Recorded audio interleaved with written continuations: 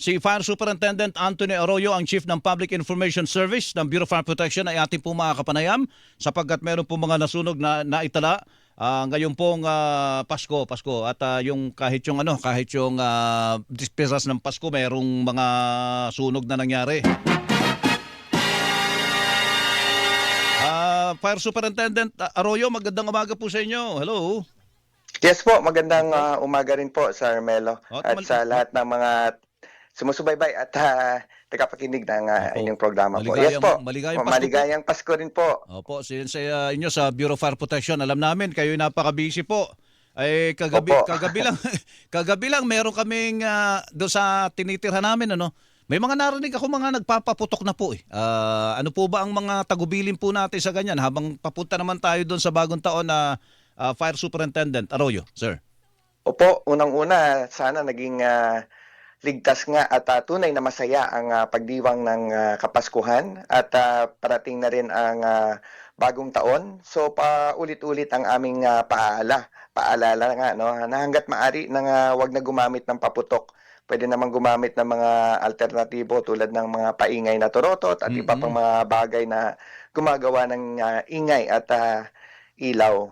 Pero kung hindi maiwasan, bumili ng mga paputok at pailaw sa mga rehistradong tagagawa at nagbebenta. Opo. Mag-ingat din sa mga peking paputok na pinagbabawal ng yung firecrackers law nga at ang kapulisan, kasama naming kapulisan ang siyang nagpapatupad niyan, katuwang din namin yung RA 7183 at yun po ay tulad ng mga halimbawa mga Watusi, Lolo, Boga, Pop-Up, Automatic Triangle, Quiton at iba pa yung mga Super Yolanda.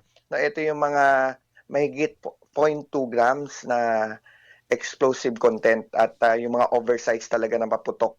At yun din yung may mga fuses na mas less than 3 seconds ang pwedeng pumutok na agad, so pinagbabawal yun. Opo. So lahat ng mga proven violating the said firecracker law ay pwedeng humarap ng 1 taon or mas mababa or end ng fine of 20,000 to 30,000. Kaya mas sinusulong ng ating secretary ng DILG ang mga LGU na magkaroon pa ng ordinansa to really bolster yung nasabing firecracker law na RA 7183. Opo. Yung magkaroon ng pagbabawal o di kaya yung parang community display area na lamang. So yung LGU na lang ang magagawa ng mga pyrotechnics at yung mga constituent ay talagang manood na lamang ng mga salubong ng bagong taon. Kasi hindi maiwasan na, Sir Melo, talagang inaasahan ng mga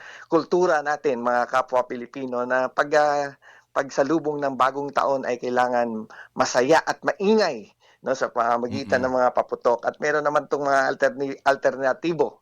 So yun nga, yung controlled na lang ng mga bawat barangay, bawat LGU.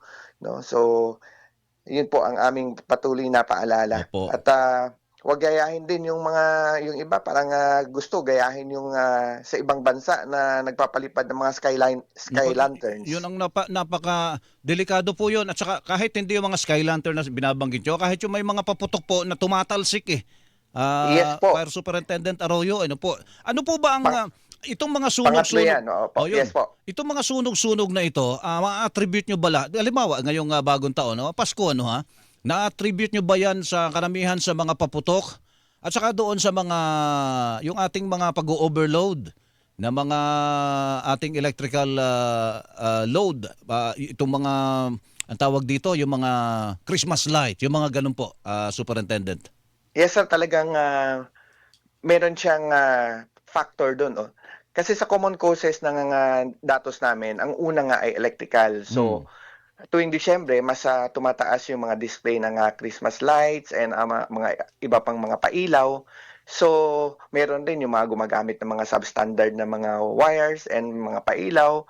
At kung minsan, okay naman siya, pasado sa DTI with PS or di kaya ICC na sticker at lihitin mo talaga pero mali ay yung paggamit. Halimbawa, sobrang overloaded na ang series o di kaya yung disenyo sa indoor lang ay ginamit pang outdoor Oh. at nauulanan, nababasa.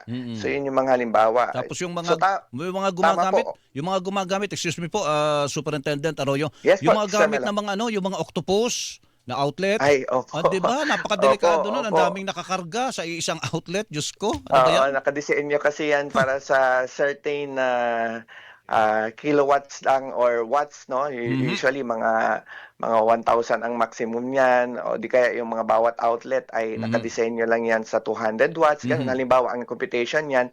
Pero ang nangyayari, yung mga bawat wall outlet sa mga kabahayan Mm. ay sobra-sobra na dahil sa mga extension cord. Pero ang Ayun. extension cord nga ay hindi dapat yan ginagamit pang matagal. Yan Mm. po ay talagang ano lang, temporary lang. Oo, Pagkatapos ng gamit, unplug agad. Pero ang mga tinatabi kaagad. kadalasan, Oo. opo, kadalasan hindi na nga tinatanggal yan, eh. Yan na yung talagang inaasahan na parang wall outlet yung mga Oo extension nga, cord. mali pala Eh, 'yun. siyempre Oo. nadudurog yun, 'di ba, Oo. na expose yung wire kasi hangga't maaari pinagbabawal yung mga naka-expose na wire na electrical, eh. Mhm. Kaya yung pinakadisenyo nga ay mga wall outlet. Opo, opo. Kasi prone 'yun sa wear and tear at Mm. kung minsan na-expose siya, puwedeng ngat-ngatin ng daga, 'no, puwedeng magkaroon ng short circuit rin. Kaya tama po, number one ang electrical causes Mm. at open flame yung pangalawa ng common cause dahil nga eto, factor na rin itong holiday season Hmm. na mas maraming ang nagluluto, 'no. Kung minsan unattended cooking, kung minsan habang nagluluto biglang kumalat yung apoy o di kaya yung mga siyempre mas marami pa rin sa atin ang gumagamit ng LPG, 'no? So, mga hindi improper use ng mga LPG na meron ng masangsang na amoy, nag-introduce pa ng another element of fire, yung ignition nga at Mm. puwedeng mag-cause nga ng explosion at gayon din ng sunog. Mhm. So, Hmm. yung mga electrical na lutuan din, 'no? So, Mm. kung minsan pagkatapos gamitin naiwan pala, nakasaksak pa. Yung So, mga yun po gano'n. ang patuloy naming paalala. Opo. Kaya yung ano rin, yung mga matutulog o aalis ng bahay, O yung mga palaging patayin ang mga pailaw, hindi, 'no? yung nangyari sa Baisa, Quezon City kahapon do'n sa Manotok Subdivision, naiwan naman yung kandila.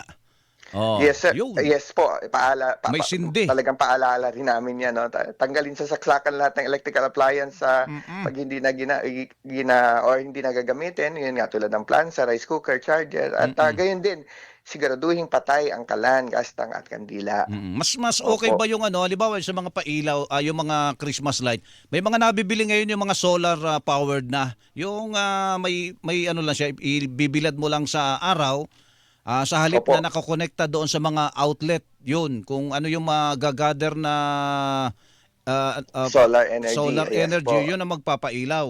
Opo, Parang mas okay, safe okay yun din ah. po 'yun. Ano po, ano? Opo. Mm. Basta as long as recommended ng ating DTI po at pasado sa kanilang product standard kung dito gawa o di kaya 'yun nga may ICC sticker kung 'yan po ay Mm. galing sa ibang bansa. Sige po.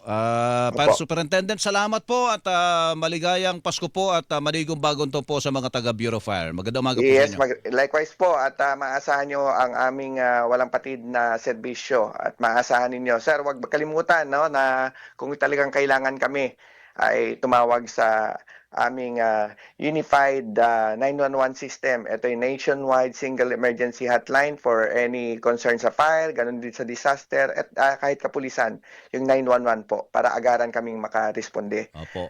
Sige para po. maging ligtas ang pagsalubong natin sa itong natitirang mga holiday, number of days sa holiday at Opo. bagong taon. Yes Salamat po. po. Good morning po. Salamat, Sir Melo. Opo. Yes po. Good morning din po Opo. sa lahat. Si Fire Superintendent Anthony Arroyo, Chief ng Public Information Service ng Bureau of Fire Protection.